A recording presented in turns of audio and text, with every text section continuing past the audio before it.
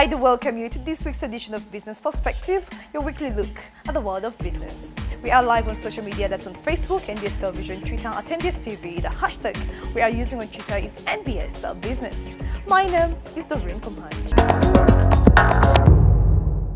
The first stage is consult. The funny thing about life today, there is nothing new that you can do. Our vision is to transform the skyline of Munyonyo. Ideas are a dime a dozen. Everyone has them. Some ideas are great and others could be improved. Well, as a TV presenter, I've had the opportunity to profile countless business ideas from prospective entrepreneurs for some time now. While I do admire their creativity, just coming up with an idea alone is far from having a viable business concept. So how do you turn your idea into a business? December 24th and the new year 2019 is clearly almost upon us. While many people around the world make New Year resolutions, the annual self-improvement tradition may be specially fitting for aspiring and practicing entrepreneurs. For aspiring entrepreneurs, it could be about time to start tapping into your inner bliss and passion. Time to translate that long-held idea into a physical business. Running a business is an exciting venture that can lead to the financial freedom simple employees work their whole lives to attain. But at the center of this excitement is a forbidding reality. Hatching a creative idea for a potential business is not easy feat, but also transforming that same idea into a product is even more difficult. The biggest challenge why people fail to implement the ideas is almost about the personal development aspect. When someone is not really connected with their inner power, they find most of the times reason to procrastinate a lot of things. It's like you get an impulse right now to start an idea, and then tomorrow another thing have already occupied your mind. So there is lack of focus. We are not focused on things, and this lack of focus most of the times is caused by consuming a lot of ideas. Like we are not a focused generation where you say I'm going to start on a technology company, work on it until the last. So we are into technology, tomorrow then an idea comes into real estate, you're going there, then another. At the end of it all, you just become a jack of all trades, yet you are not even implementing anything. Another thing that also happens comes to less information. Most times people pick ideas just out of excitement, but then along the way they realize they don't have enough information to take these ideas ahead. So when you lack information, that means you are not going to get the right strategies, and then again you are not going to envision where that idea is going to be. So you give up along the way thinking, maybe this is a vague idea, you just give it up because you don't have enough information about it. Where can it go and how are you going to take it there? So along the way, when you have that confusion of thoughts, you have less information, you are not fully connected within yourself, you are not focused. This takes away your morale. So means you always jump from one thing to one thing to one thing, and you all leave them all half-baked. Uganda is known for having lots and lots of business proposals that are in the idea stage, not built, and people fear to, even if they write their business proposals, they end up not implementing them. It's not because they don't have the resources. For instance, I can give you an example. There is a young man in Owino. He uses 3 million shillings. That is his liquid capital. He rents the place, rents a house, he has a wife and 1 kid, and they're surviving, they're in business. And there is then a corporate. There are many corporates that you work with. They're seated with 20 million shillings, and they're not yet sure, they're still not sure of what to do. Which means that they're actually looking for more. Meaning, the problem in the corporate world is not money. People are seated with money on their accounts, but the problem is, they have lots of ideas, but they're not solutions to any problem. They're solutions to themselves. And a business that is centered to you cannot survive. Many newcomers to the business world may assume that starting a new business is necessarily linked to an innovation. And although this may play an important part in some pioneering companies, most business concepts are in fact all about tweaking existing ideas or finding new ways to do old things. The funny thing about life today, there is nothing new that you can do. everything that you want to do has been done. And The only difference is Yeah.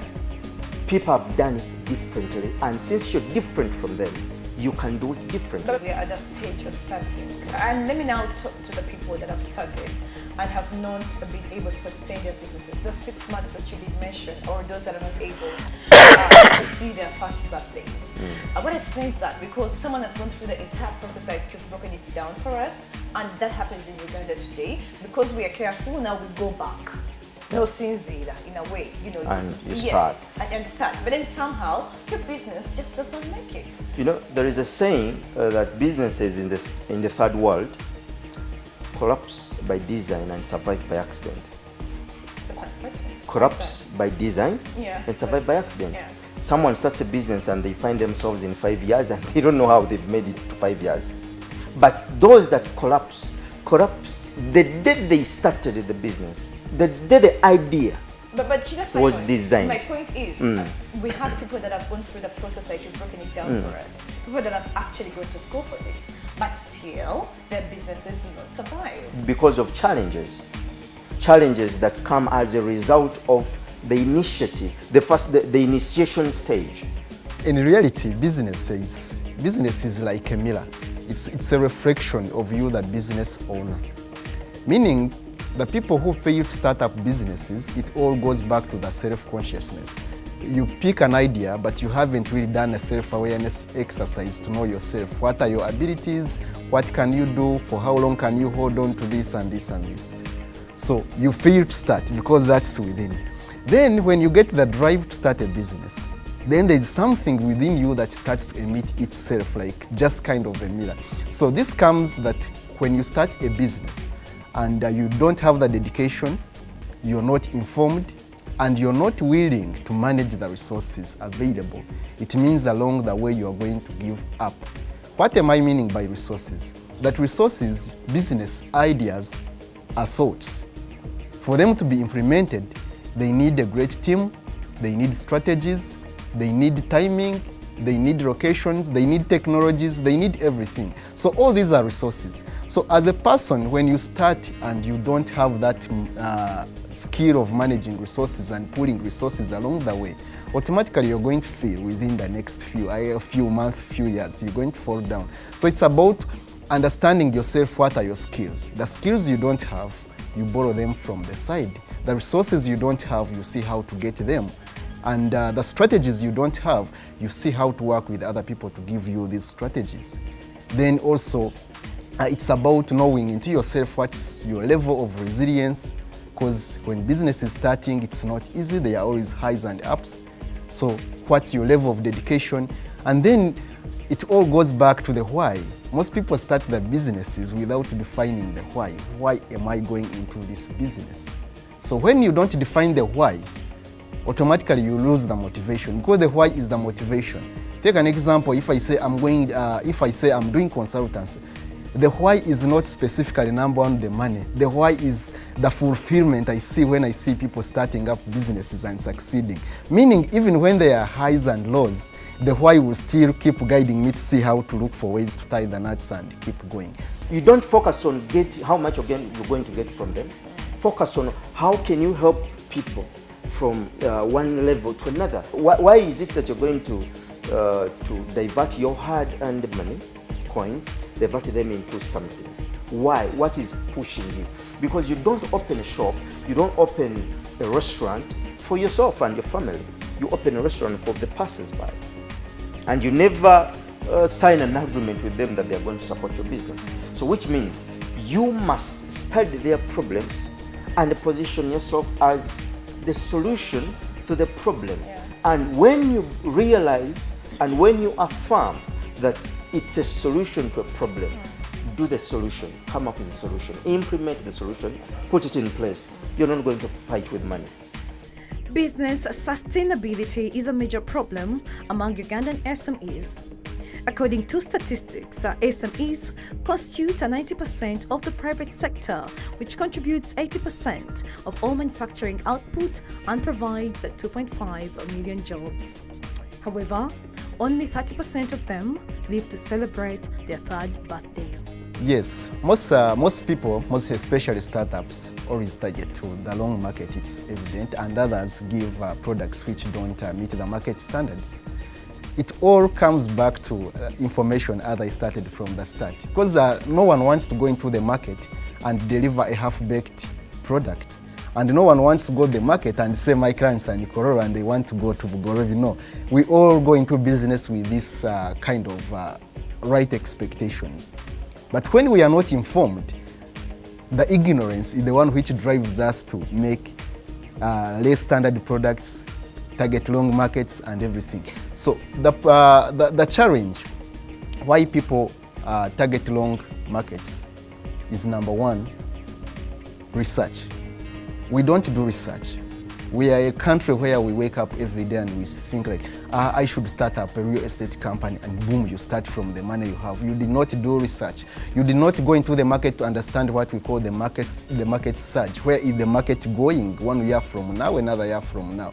So along the way, you started a real estate business maybe, thinking my clients are people who are in the corporate world, and then you realize people in the corporate world maybe are not renting or maybe are not buying properties. So you end up targeting the long customers because of ignorance. So it all goes back to having less information.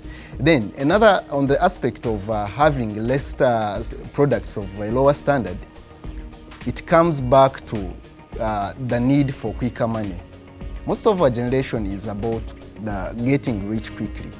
So when you are within the business and you're struggling, you need rent to keep the business on, you need money to sustain you along the way.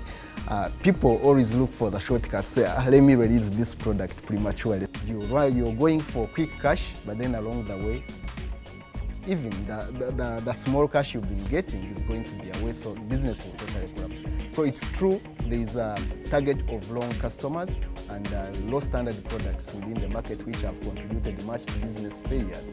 But this is all brought by less information. We don't value information when we are going into business. So how do you turn an idea into a business? So it's about scanning your idea to see how implementable it is in the market. How do people respond to it? What solution is it providing and for how long?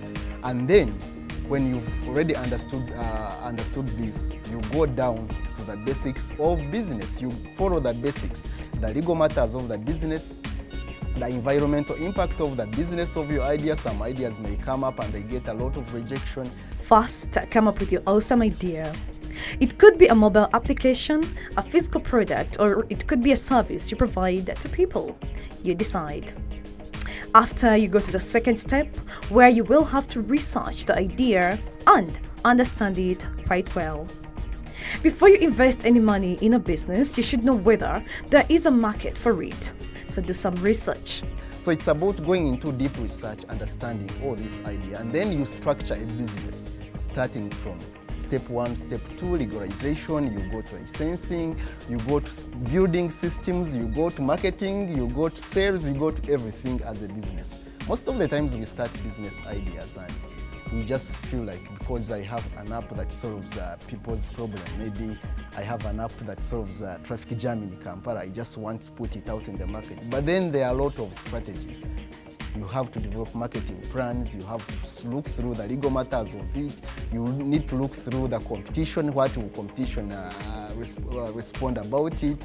You need to look through a lot of things. It's not just something I can mention from 1 to 3 to 10, but basically it's about taking a good survey and design good plans and strategies, but making it happen. Make a business plan. Validate your idea. Your idea is absolutely worthless if you keep it to yourself and do not test it with actual customers. Make it a must-have, not a nice-to-have. So get consultants. People, they can be your friends, they can be people you know from the business world. They can even be from another discipline out of what you want to do. So consult them, talk to them, discuss with them. Secondly, now have your roadmap.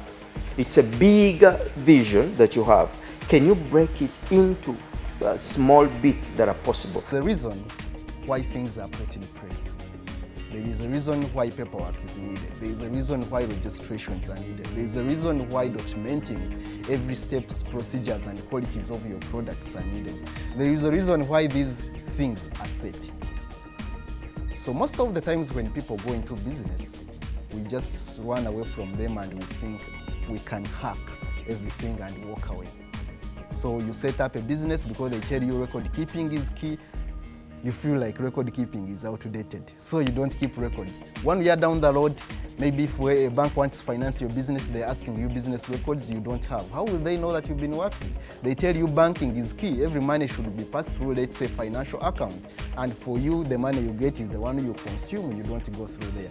Systems in business are very key. That even when you are running a tomato store, having systems is key. To know that where am I buying tomatoes, at what time, at what is the delivery model, and everything, that you have this system, even if it's just within your mind, but you have a system which can be elaborated so quickly to know that I pass through this and this and this to make this happen. So the biggest advice I give to people is about understanding business dynamics, to do document. Documenting has been one of the killer things of businesses. To learn how to document, to keep records, and also to learn how to build systems. Getting a business off the ground is not an easy task.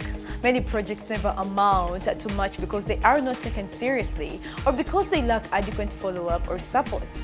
You will increase your chances of success considerably by seeking advice from someone with business experience, often called a mentor. Uganda shilling gains as festive season sets in. The Uganda shilling has strengthened against the dollar and other currencies as the festive season sets in. The shilling has been trading in the range of 3,650 throughout the week, a marked gain compared to previous weeks. Money market watchers attribute the strengthening of the shilling to increased supply of hard currencies, including from Ugandans returning home for the festive season and remittances. Small businesses in Africa to be hit hardest by climate change. Climate change is going to have huge consequences all over the world, especially in Africa. Harvests will be affected, threatening agricultural outputs. This could hurt farmers and lead to greater food insecurity. But there hasn't been much discussion about what effects climate change will have in other areas, like in the continent's small and medium businesses. On the international scene, Spotify settles $1.6 billion lawsuit over songwriters' rights.